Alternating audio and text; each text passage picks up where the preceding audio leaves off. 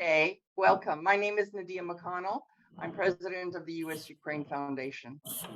I want to welcome all of you who have joined us for this very important discussion. But it is a discussion not for just the sake of discussion, but perhaps one that will motivate people to take some action to help resolve some of the issues that this discussion will bring out. And that's primarily to help Ukraine win the war against Russia so that lives can be saved. Not only the lives on the battlefield and the people of Ukraine, but the lives of people all over the world who are affected by this war as well, primarily in the whole issue of food security. You know, throughout history, whether it's the Tsars or Stalin or now the Putin regime, they have used life's necessities, be it food, energy, water. They have weaponized it and used it to promote their tyrannical policies. This year is the 90th year of commemorating the Holodomor, artificial famine that Stalin imposed, starving millions of men, women, and children. This was at a time when Ukraine was known as the breadbasket of Europe. And now we have a situation where, and we will be talking about that, where Ukraine is so important to the food supply of the world. And we now have this regime that is threatening life around the globe. But fortunately, we have champions of democracy that have been with the people of Ukraine for well over 100 years. In 1917, fellow Democrat congressman from New Jersey, Congressman Hamill, introduced a resolution which then was supported on a bipartisan basis, Senator Lodge in the Senate, which was passed and signed into law by President Wilson, where on April the 21st in 1917 was declared Ukrainian Day. And the people of America helped Ukrainian organizations collect by nickels and dimes monies to send to Ukraine and the people of Ukraine who had been devastated by World War I.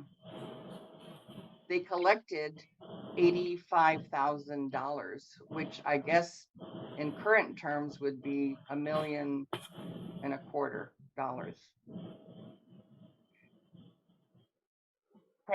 Congressman Hamill also in 1919 went as an unofficial counsel to the unrecognized Ukrainian delegation to support Ukraine's independence at the Paris peace talks.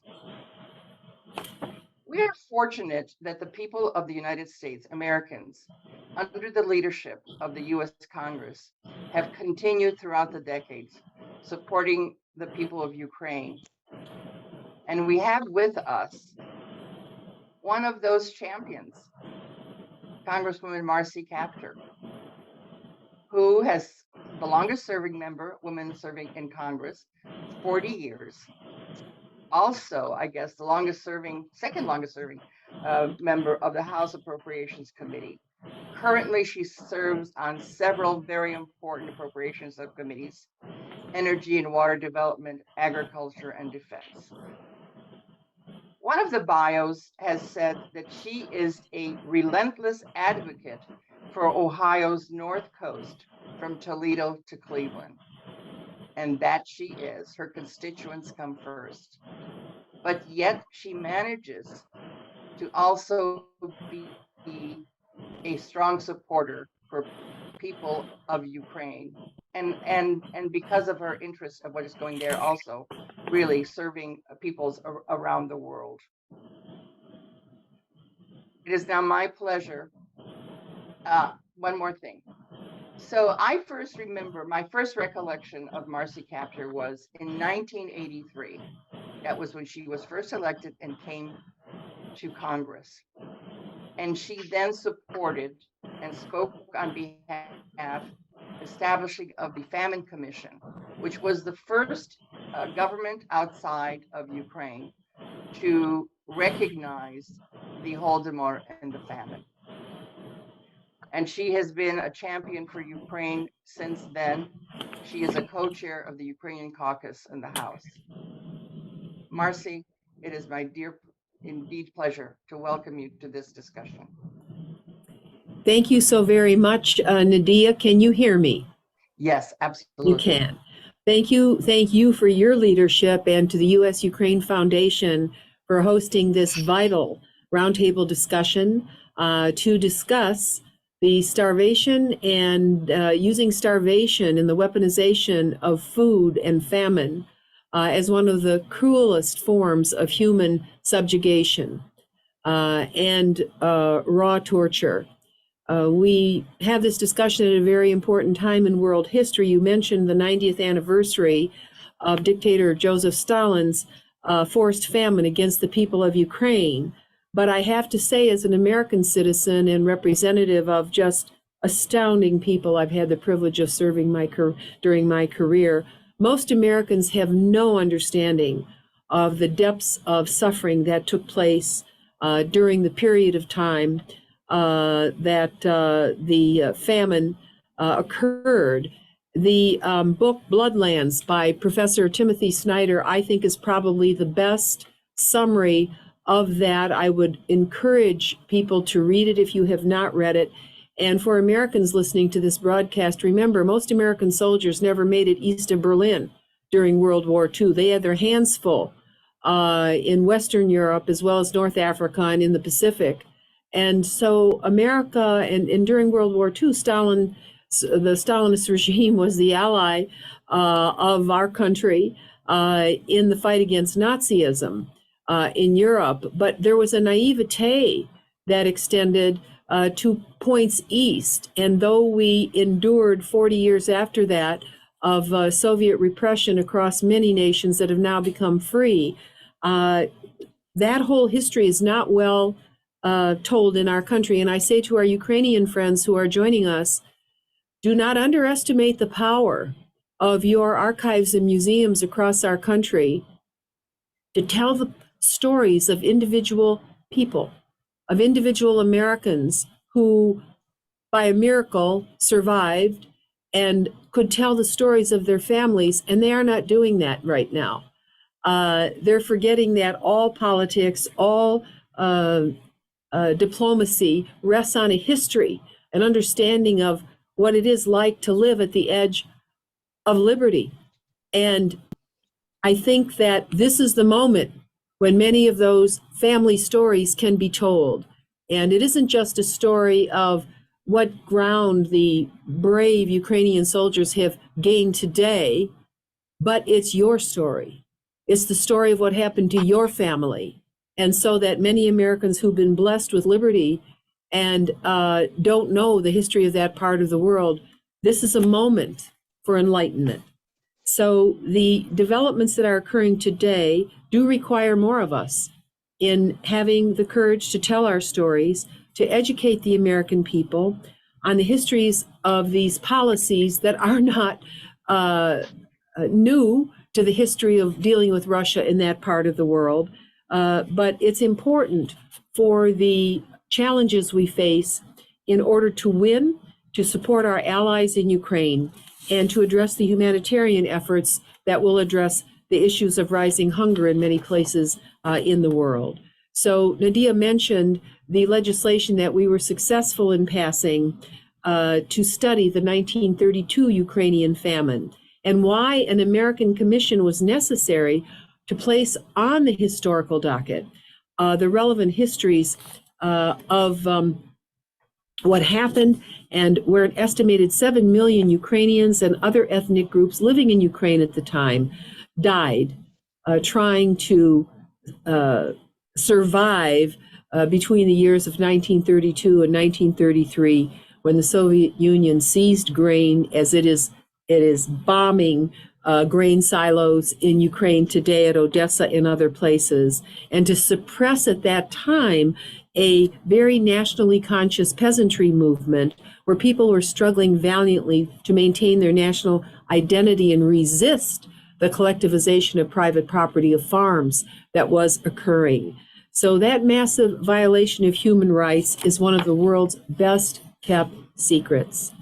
And the Soviet Union and the Russian regime now has effectively denied its occurrence and concealed all evidence. And I just say to the modern world, if you look back at the Sochi Olympics and the absolute lie that Russia told during those Olympics in the same year that it invaded Ukraine in 2014, to contrast that false narrative that they presented to the world that billions of people watched versus what was actually happening with the invasion of Ukraine. What a macabre crime Russia created with that false history.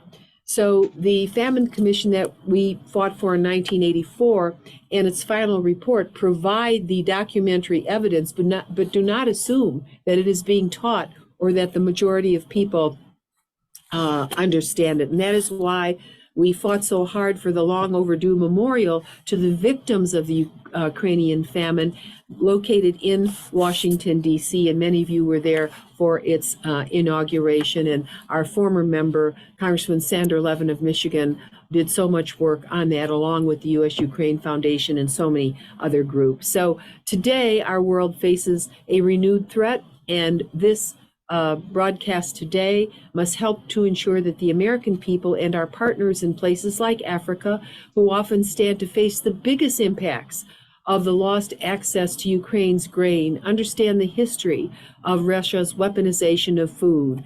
And for the American people, if we see food prices rise, I'm surrounded by grain elevators here in the northern part of Ohio in our 9th district, which is a major grain producing region for the world.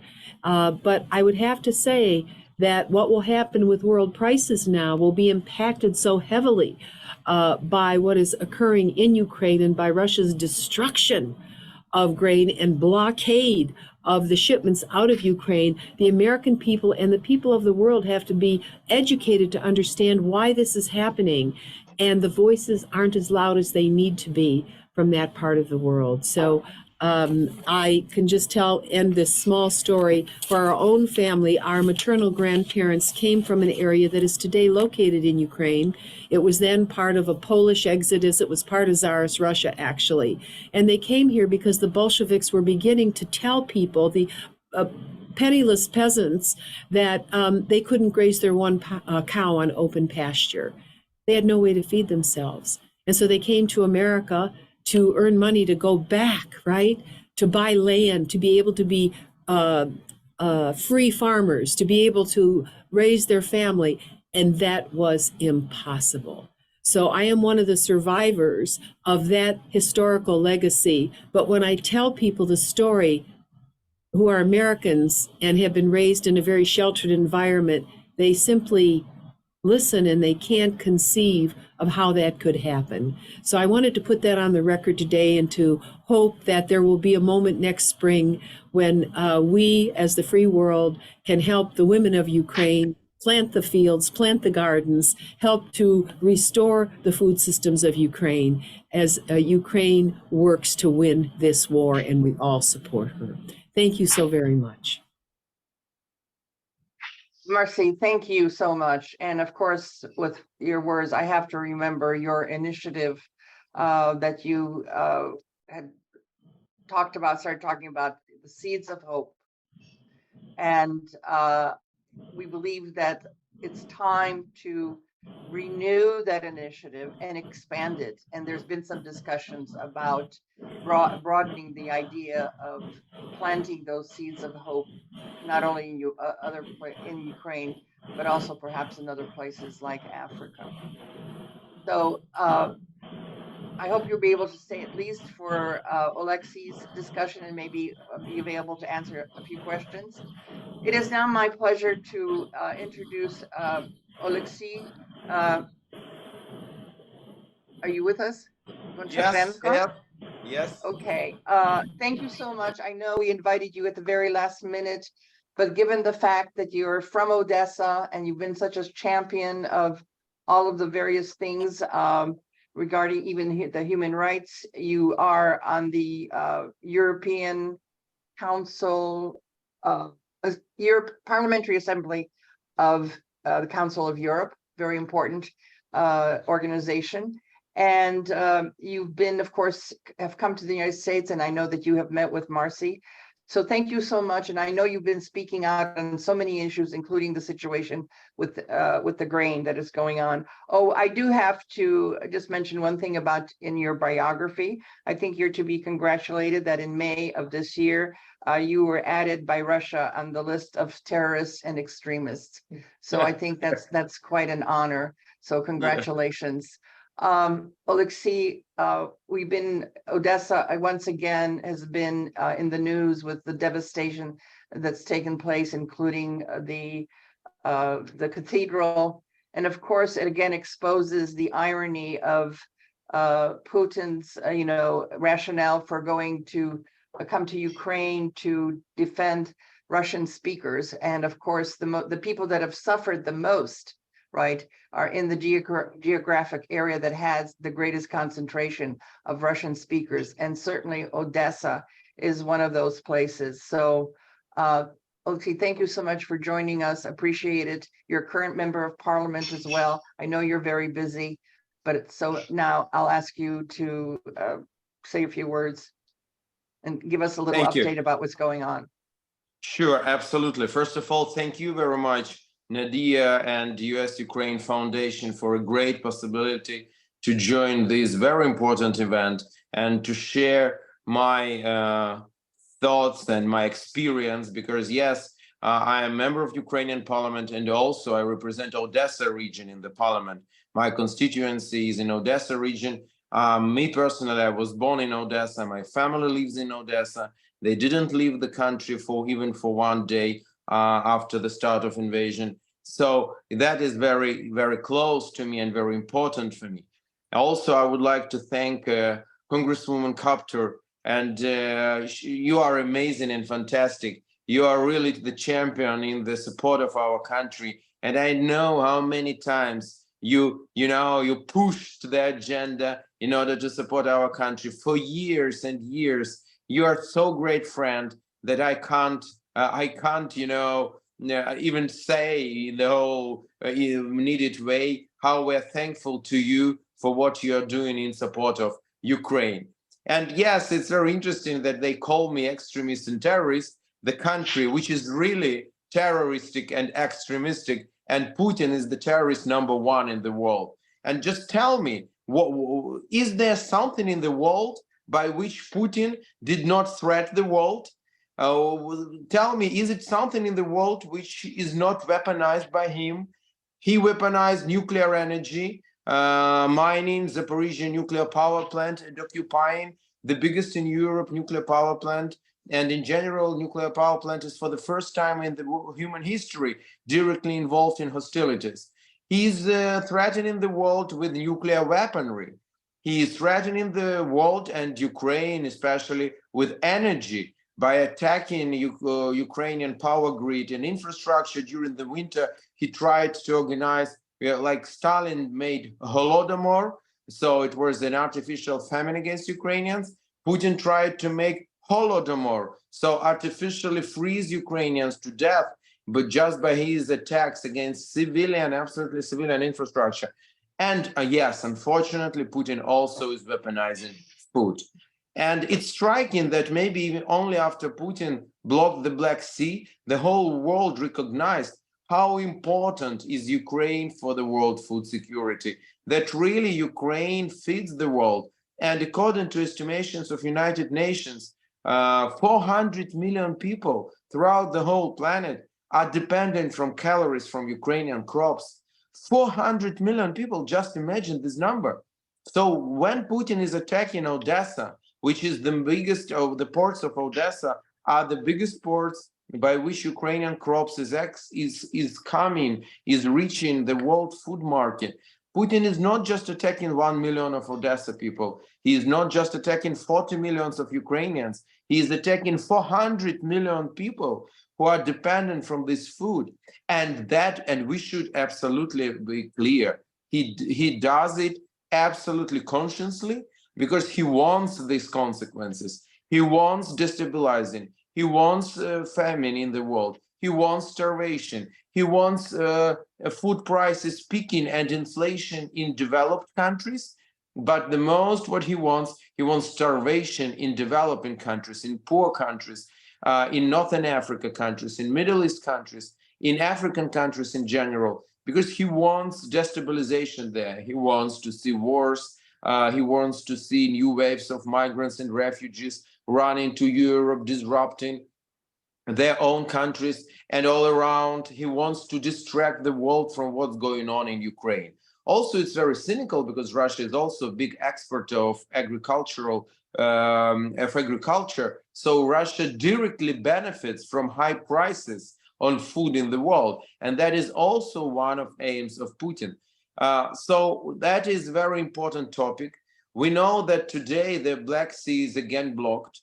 We know that Ukraine sent through grain corridor less than in 1 year, 32 million tons. We know that Putin, from the very beginning, he didn't want this deal, but he was made by Turkey, by global South countries' pressure, and by our friends like the United States of America to agree for it. But from the very beginning, he tried to escape from this deal as soon as possible, and now he did it. So what we need to do, and after this, he organized these awful attacks on Ukraine and on Odessa, especially on Odessa ports, destroying, by the way, almost 500,000 of grain is burned down. So when there are millions of people in the world who are starving, Putin is just destroying and burning down Ukrainian grain. That is so awful and so unhuman. So what should be done?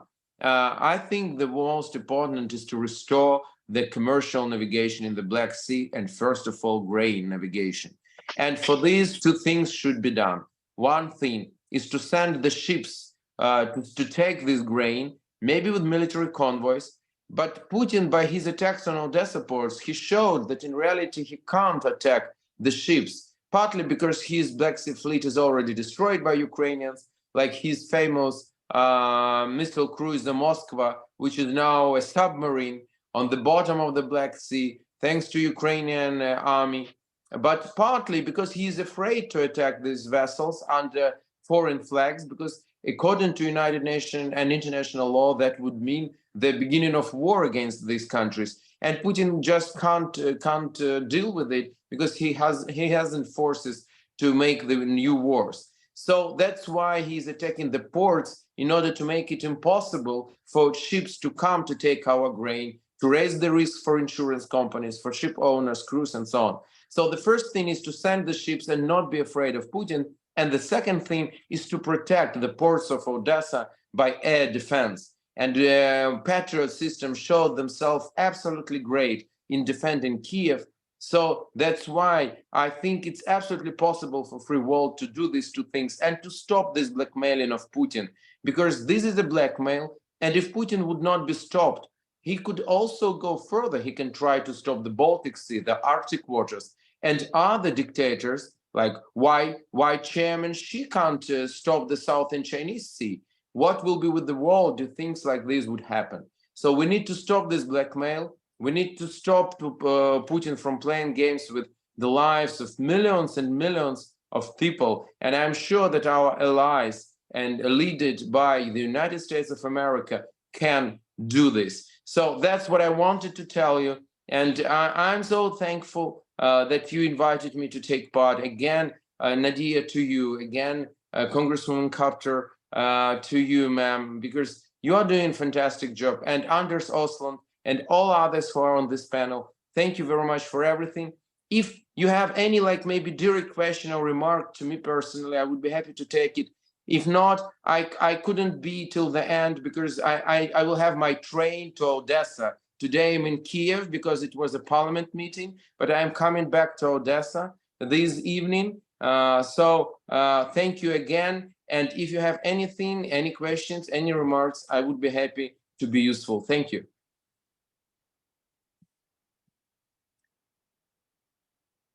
Thank you. We don't want you to miss your train to Odessa. So I think there's one question that has come in, and I think it goes to what you're talking about, securing announcing a humanitarian corridor for the ships that are stuck in the Black Sea port. I guess, what are the prospects for something like that being established?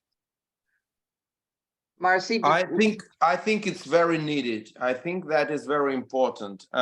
We will see. We know that in the end of August, probably Putin will be in Turkey. And we hope that if before this blackmail would not be stopped by force, which is the best way to speak with Putin, the best language he understands is the language of force. If not, we will count on President Erdogan and all our partners and friends, led by the United States of America, in order to put pressure on Putin, in order to open the Black Sea. But what Nadia, you mentioned, Nadia, thank you. What you mentioned is really, really important. Thank you. Marcy, did you have any closing remarks Well, that you would like to make? Thank you very much. I just wanted to say to Oleksiy, in the chat, maybe you could give us a text or an email where we could communicate with you and stay in touch. Absolutely doing this. Yes, I think that it would be important for you also to consider writing an editorial that we could send to some of our local papers in this country. I know that Nadia could help arrange some of that, but to kind of summarize what you gave, a brilliant set of remarks, and I think they're worthy of printing if you're able to do that and want to do that.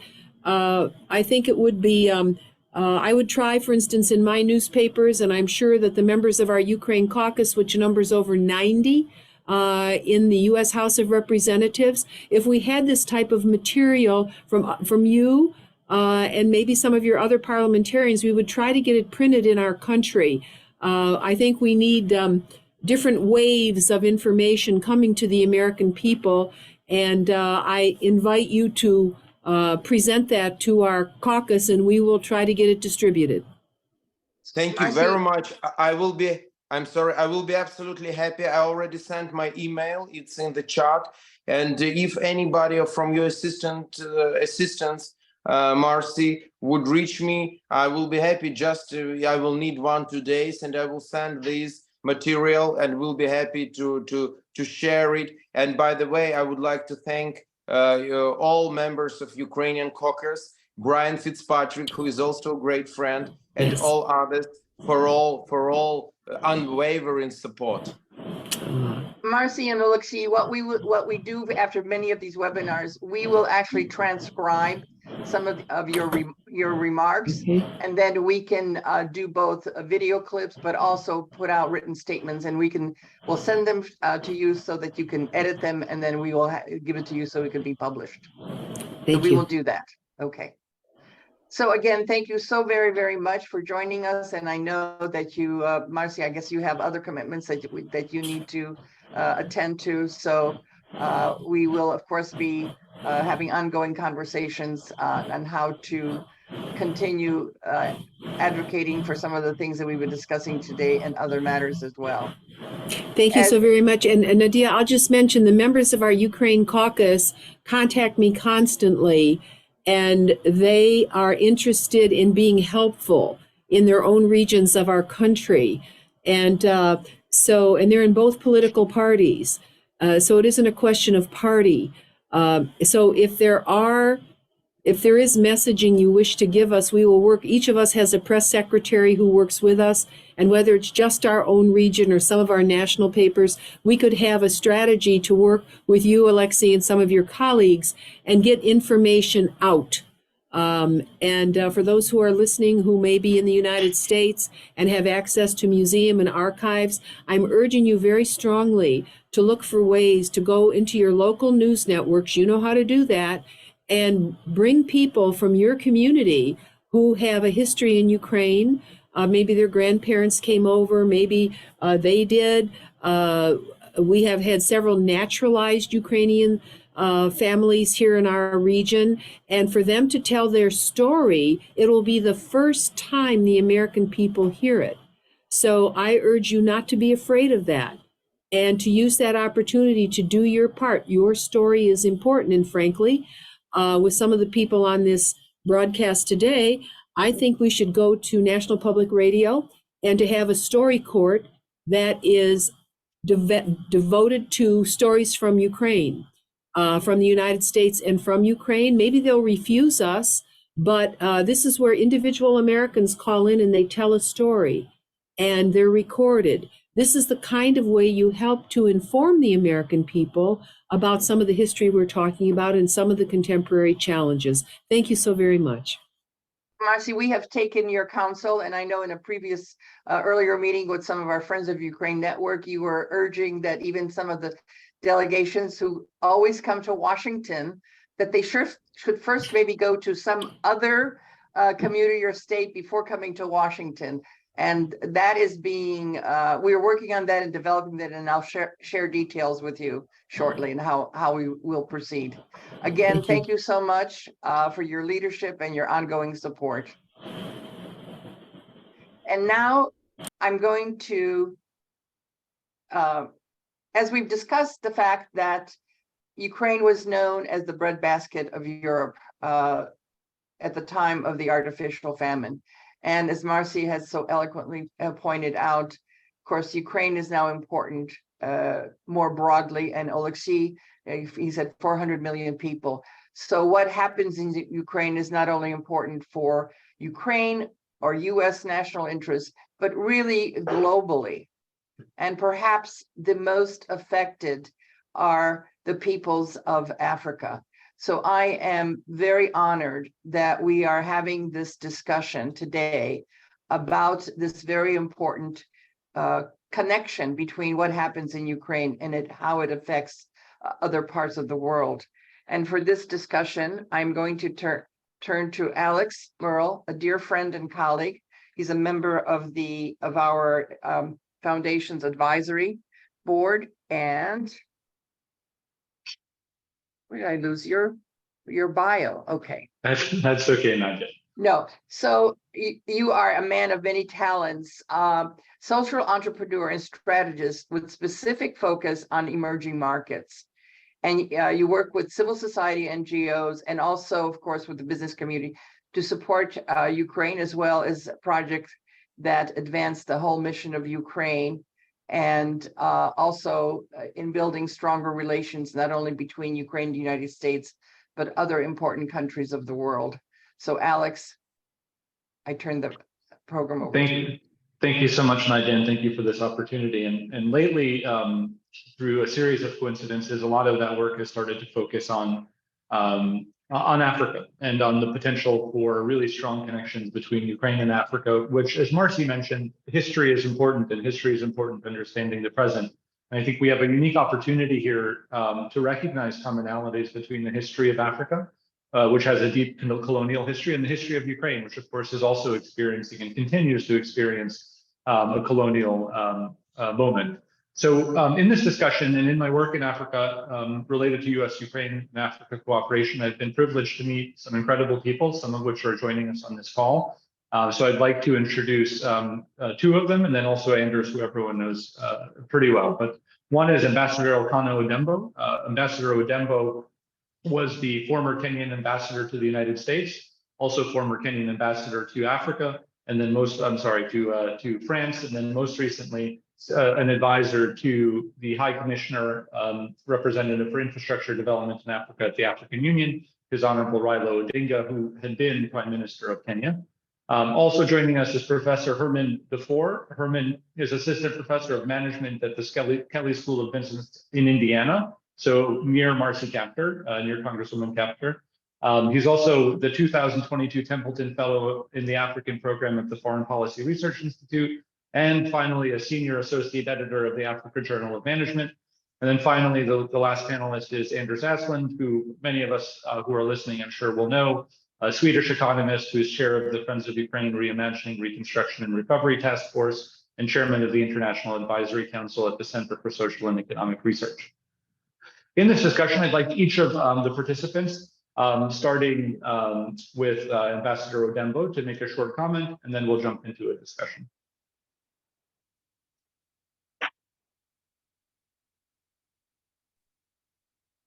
And we seem to have, I know he was in Kenya. We just lost Ambassador Odemba, so why don't we start with Professor DeFore? Yes, thank you very much, Alex, and thank you once more for the opportunity to join you on this program and to join the U.S. Ukraine Foundation. It's quite an honor. When I was looking at this webinar and I saw the tagline of Putin weaponizing food, I thought it probably would have been appropriate to add an additional tagline of, and some African leaders volunteer as collateral. Because as much as there is a lot in common between the Ukrainian people and Africans, and many Africans empathize with and stand with Ukraine, unfortunately, some leaders really don't seem to understand that, right?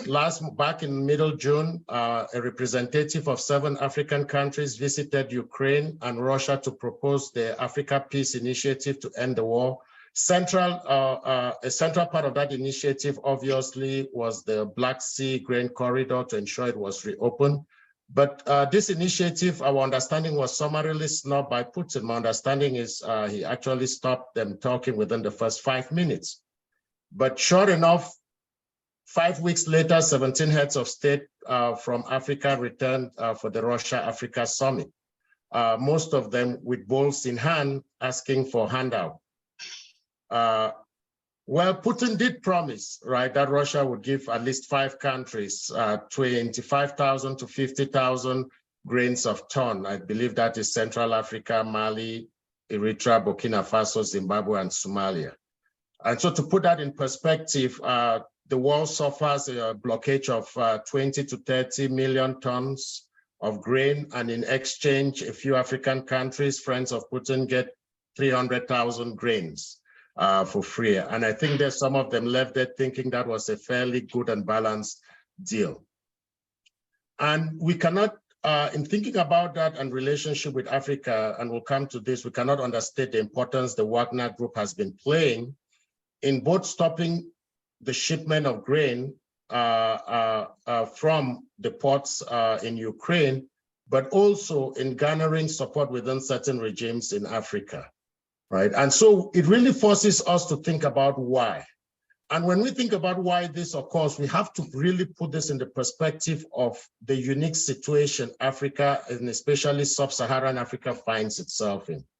Although Africa remains a net importer of food, it has 60% of the world's arable land, an abundance of fresh water, and in many places in Africa, over 300 days of sunshine each year, right? In perspective, this is about 1.2 million hectares of agricultural land, about 40% of the continent's surface, continent's land mass, still available to be farmed. Yet they will go out with bowls looking for 30,000 tons from Putin in exchange for betraying what I would say most of the people in the continent. And that is because the problem with the food shortage and the food crisis and why some of these countries had to go to Russia lies because of the fundamental lack of democratic space. Without the democratic space, there is no development. And it is really seen with a few or quite a bit of the 17 heads of state that went to Russia for the Africa-Russia summit or the Russia-Africa summit. Russia preferred to come first, right? Most of them, with the exception of just a couple of them, are what we'll consider to be Putin wannabes. The governing class interest is not consonant with the average African, most of the African population.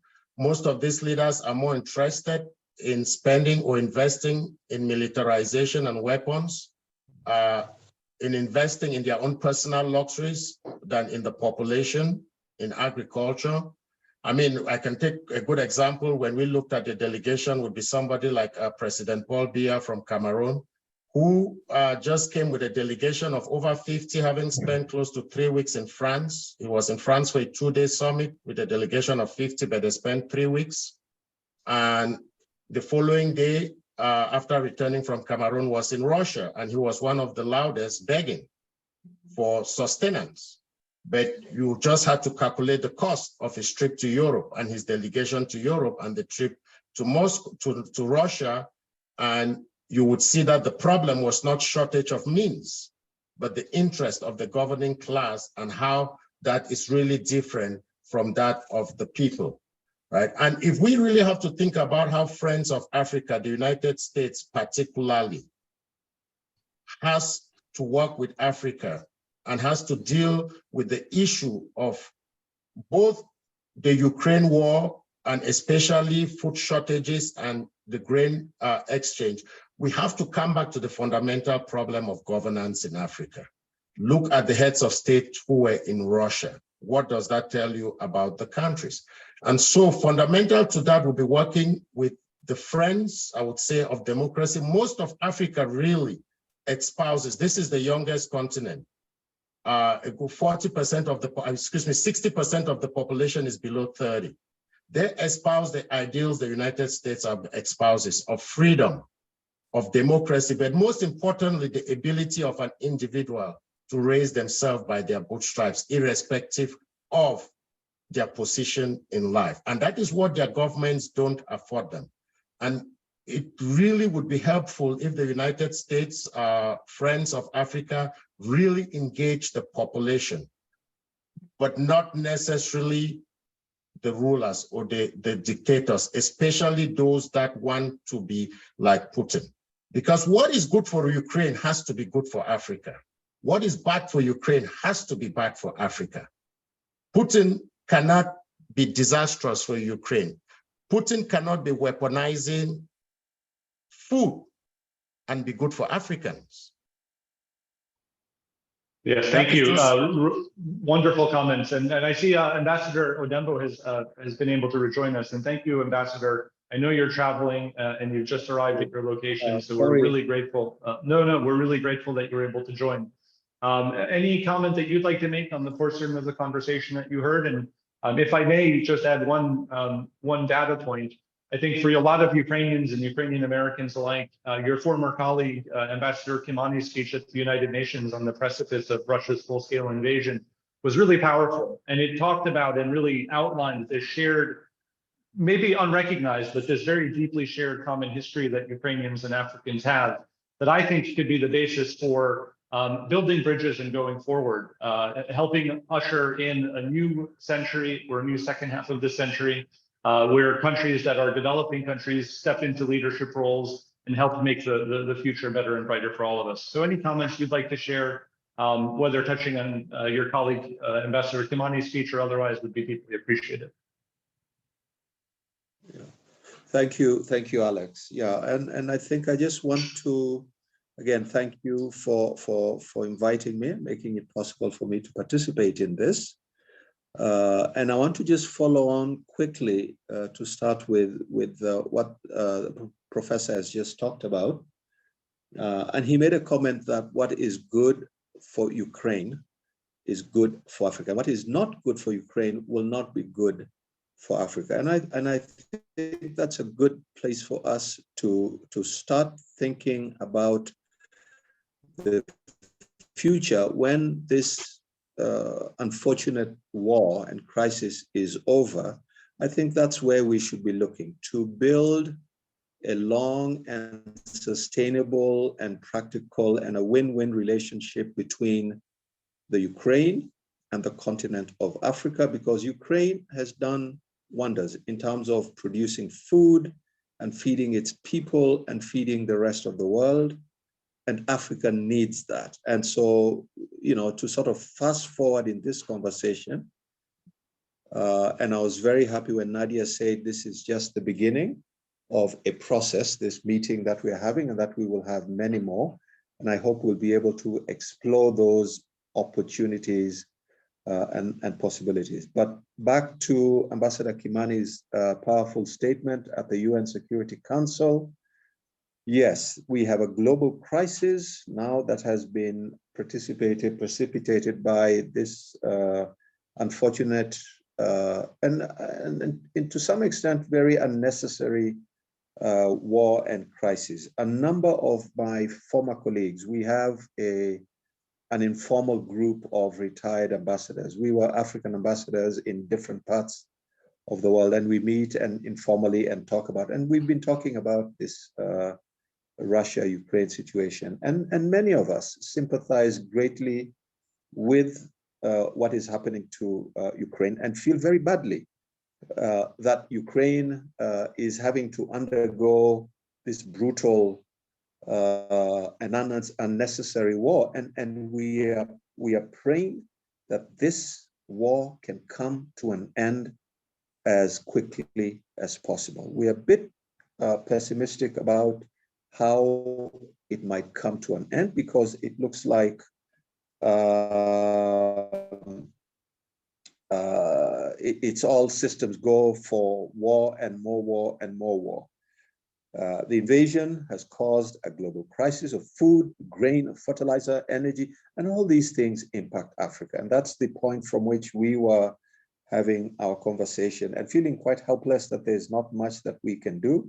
You saw some of our leaders go to a meeting with Putin, and that's where some of us started suggesting, yeah, what about a meeting between Ukraine and African leaders to talk about food security on the continent and what possibilities there are to build such partnerships. So, thank you, Ambassador. You know, the blockade and the ports, yeah. Thank you, Ambassador. We're dealing with I know we had discussed a little bit about multilateralism, and as an ambassador who's worked within the international system, how do you feel about multilateral institutions and how they've handled this crisis? And with the UN General Assembly coming up, what might they be able to do better between now and then? For example, all world leaders collect here in New York in just over a month's time. Is there hope for multilateral institutions? Do you think? I'd like to think that there is hope. I'm a hopeful and optimistic person, and as a former diplomat, obviously believe in multilateralism, but also in our conversation and conversations as sort of retired. Some of our colleagues are still active, African ambassadors. We feel quite strongly that the UN system and the global international system and the international is somewhat broken. And so we have a situation where you have this reforms at the UN that have been talked about since the days of Kofi Annan that have not taken place. And so you have a situation where one country attacks another, and the following day, the country that has attacked and invaded another country is sitting to chair a UN Security Council meeting. It doesn't make sense. This international system needs to be fixed, because it can't be that, and again, it is back to a system that was created after the Second World War that's not serving us very well today. The permanent members of that Security Council, and we've argued and pleaded and advocated for Africa having a permanent seat at the UN Security Council, because you have a situation where what has just happened now, what is going on, ongoing scenario, is all you need is one of those permanent members with a veto power to stop anything from happening, to block multilateralism. And this is what we are seeing happening. So I'm not very hopeful about what might come out of the UN General Assembly, because again, the system has flaws, of course. I know that brings me to a point that I know Anders, and I'd love to get to Anders and his perspective. But Anders, one of the things we spoke about in prepping for this call was the importance of freedom of navigation in the Black Sea, but in general, the world and the global economy rely on freedom of navigation on the oceans. Otherwise, you don't have a global economy by and large. And that seems to me to be one area where the world and the multilateral system has really failed, not just Ukraine, but this entire global system and economy that rely on. What are your thoughts on that? Yep. Indeed, I think that this is a very central thing. Freedom of navigation should rule in the Black Sea. Black Sea is international waters. The Montreal Convention of 1936 regulates the straits, the Turkish straits. but it does not regulate the Black Sea itself. So NATO ships from outside can enter the Black Sea and be there for slightly more than 3 weeks, according to the Montreux Convention. And there are 3 NATO countries inside the Black Sea, Turkey, Bulgaria, Romania. And what I would have liked to see is that there would have been military convoys from the beginning, securing shipping in the Black Sea, as Oleksiy Goncharenko talked about. And Putin is a coward. He lives in his bunkers and moves only in his armored trains. He would not dare to attack NATO ships, because when he would start a war, it would not be the NATO that provoked the war, but it would be Putin who started a war. And Putin would not do that. And the strange thing is that Washington is now very cautious so that it doesn't provoke Putin. That has all the time been the problem here. While Turkey, which was behind these grain deals, actually stood up to Putin in a way that Washington did not do. And of course, as we have already touched upon here, Russia should be labeled a state terrorist in the same way as Putin is now wanted by the International Criminal Court. If state terrorism has any meaning, it must include Russia. And Russia's considerations are that Russia wants to raise the grain prices. Russia wants to cause higher prices because it benefits Russia.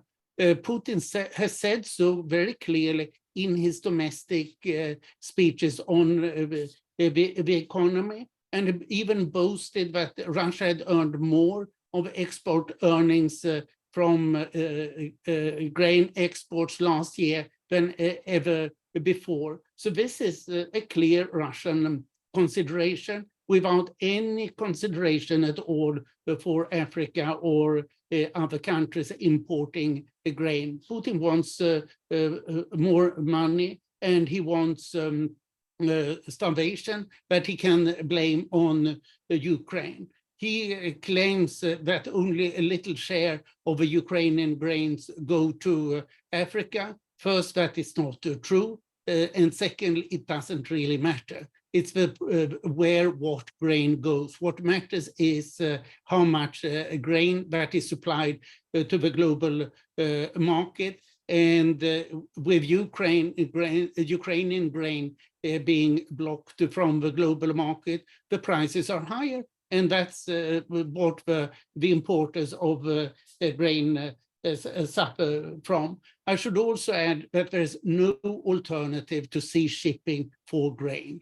It becomes far too expensive to transport it by rail, which is much more expensive. And the consequence is that the Ukrainian farmers won't make money. They won't be profitable, and then they will stop producing. So it has to be sea transport. Normally, 95% of all Ukrainian grain exports have gone through the Black Sea. And I should end with one point. What this has taught us is that Ukraine needs to get Crimea, including Sevastopol, back under its control. Otherwise, it cannot secure shipping over the Black Sea. Thank you. I guess a question to all of you, if we're talking about ways that Ukraine and the global South, again, countries that have agency in this situation. I think far too often countries, larger countries, the countries that typically have had power over the last decades, treat others sometimes as not having agency in a particular situation. In this situation, of course, what happens in the Black Sea doesn't stay in the Black Sea. It has reverberating effects for health and wellness and economies and stability across Africa, for example. Those countries have a voice. Those countries, to my mind, have a very powerful voice. After all, Africa is the continent of Nelson Mandela and Archbishop Desmond Tutu, some of the most powerful moral leaders of our time. You also heard Ambassador Odembo just mention that there are networks of African leaders and ambassadors, career diplomats who are thinking of ways to find solutions to these problems. Could a coordinated effort between Ukraine and those countries help achieve freedom of passage on the Black Sea, for example? Or is it only force that will make that possible? For example, the threat of an American or NATO-enabled blockade or escort? I think, okay, I'll go first, I suppose. Please. Part of exercising, or when we talk about agency, you actually have to exercise it, right? And a lot of the leadership, while very strong at the secondary level, is really missing at the head of states level, which is where this is very important, right? And I really applaud, President Ramaphosa for leading the delegation of 5 or 6 back in June with the Africa Peace Initiative. But it is very difficult to be taken seriously as a leader if you haven't shown leadership. It is very difficult for Ramaphosa to go with a peace initiative between Ukraine and Russia and be taken seriously, where everywhere around him in Africa, fires are burning and he hasn't shown any initiative, right? There is the conflict in Central African Republic, there is the conflict in Cameroon, and we can see the Sahel region all going up in flames. And most of these leaders haven't done anything. And if they had really built their bona fides on peace initiatives in their backyard, then when something on a global scale like the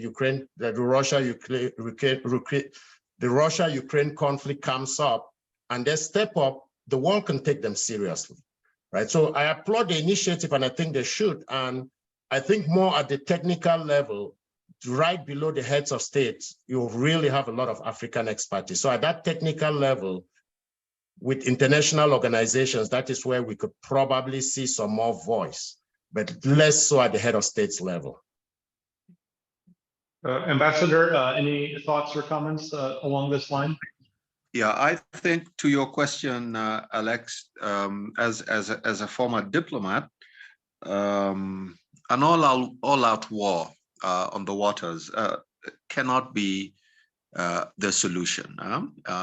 There really needs to be a diplomatic solution to this crisis. And so lining up ships, battle boats on the ports and the lakes and the rivers and the seas, I don't think is the solution. Africa needs and is looking for a permanent solution to and a sustainable solution to its food insecurity. And I think there is an opportunity to start a partnership. But really, at the end of the day, this war needs to stop. It needs to stop first and foremost, because everything we are talking about now in terms of what needs to be done to address this aggression of Putin and Russia, it's a war, and there's a saying in love and in war, all is fair. So there are people who are saying, why are you even talking about what is happening? The rights to navigation, those rights, those get waived when it's time for war, and that's the unfortunate thing. My earlier comment about an international system that cannot deal with some of these issues because of you have UN Security Council member and these permanent members who have veto power, and therefore there's there are very limited options in terms of what the international community can actually do, even to unblock some of those seaways, and that's unfortunate. And so that again needs to go back to the need to fix the international system, the UN system, because we have a global geopolitical crisis here, and we are exploring the possibility of dealing with it with war, and this can't be the solution, really.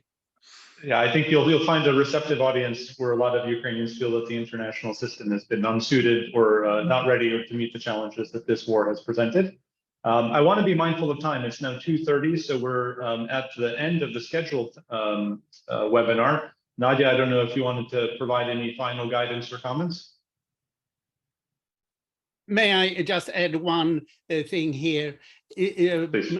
International leaders could do much more. We see Rafael Grossi, the Director General of IAEA. He has managed to carry out proper inspections of the Zaporozhye nuclear power station that clearly have kept the Russians substantially at bay, while Putin, on the contrary, has praised Antonio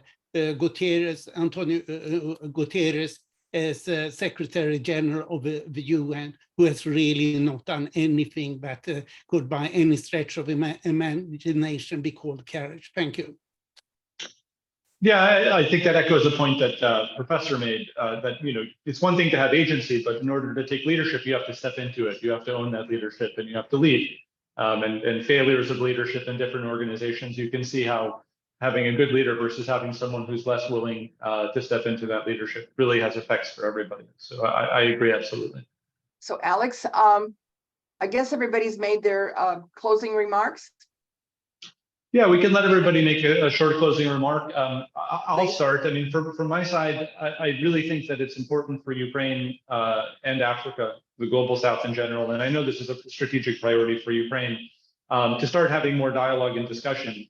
One thing we haven't seen yet, and I think this can be a start to that, is it hasn't quite trickled down to the NGO and civic society community where those dialogues, I think, need to also be happening between organizations such as the U.S. Ukraine Foundation. So I thank you, Nadia, for taking the initiative to ask to organize this conference, to hold it. And so I hope that this is the first of many more discussions, again, not just at the government level, but also at the do tank level, like the U.S. between the U.S. Ukraine Foundation and people like Ambassador and the Professor. Ambassador, did you have any closing remarks you'd like to make? Just thank you so much for starting this process, and I'm delighted that I was able to join it, and I'm happy that you said at the beginning that this is the beginning of many more to come. But let's also just start exploring, not just talking about ways in which we can effectively actually make a difference. This war needs to stop. It is not good for Ukraine, and it certainly isn't good for Africa. And I'm praying for this future where the Ukraine and Africa are working together to help Africa to address its food insecurity situation. Thank you so much. Well, thank you. And Mr. Ambassador, you mentioned that you have this group of former African ambassadors where you get together to discuss various issues of interest. And so perhaps we have within the foundation this initiative called Friends of Ukraine Network, which is brings together people from many organizations like Anders and Osland, who are interested in Ukraine to discuss issues and also to propose, certainly to our government, policies and recommendations for assistance. So perhaps we can seek some opportunities where there might be some interaction or communication between your group and our Friends of Ukraine network. So perhaps we can explore that. Absolutely. It's an informal group, but a very passionate one, and one that clearly very much empathizes and is in solidarity with the people of Ukraine. Thank you. Professor, did you have any closing remarks? Sure, thanks. And just to build on what Mr. Ambassador said, I think we have war because leaders have failed us, and the people of Africa, the people of Ukraine have a lot in common. Africans sympathize with a lot of Ukrainians, and we have to find a way. This is more aspirational, but of people working together, even if their leaders fail them, but to go beyond the leaders and find ways to work together. Because at the end of the day, the people are the ones suffering from the war, not the leaders. And I suspect if the people of Russia had their way, they would also chime in to end the war. But we have to find a way of people all getting together across the continents to end the war. Thank you. Well, working in Ukraine for over 30 years now, it's been a privilege really to see Ukraine's development, and particularly, I would say, at the civil society level. Our view is that Ukraine's civil society has been at the forefront of, first of all, the fight for independence and the progress that's been made within Ukraine. I often say whether you look at the Orange Revolution or even the Revolution of Dignity, the leaders were not necessarily on the stage. It was really the people that were actually propelling the leaders on the stage. And so, I also think that this war in Ukraine perhaps hopefully is opening eyes around the world. And I think because the people of the world have responded, more so sometimes even ahead of their governments, into what they saw, particularly whether you're talking about the war crimes, but the devastation. And perhaps that will spur, people to respond to these kinds of crimes, whether they're happening in Ukraine or other places. And certainly we know that in Africa has suffered tremendously in the whole, whether it's the whole issue with food security, but also human rights abuses. So, and perhaps that could also be the spark to get the international community organizations, which have not been able to deal with these situations, perhaps that will also be a spark to get them to be more effective. So again, thank you so much for this discussion. And yes, I believe that this should be the first of many where we can find some common ground and help the people of, not only people of Ukraine, but also the people of Africa. And of course, in support of the interest of the people of the United States. So thank you again very much. It has been an honor and privilege to host this webinar.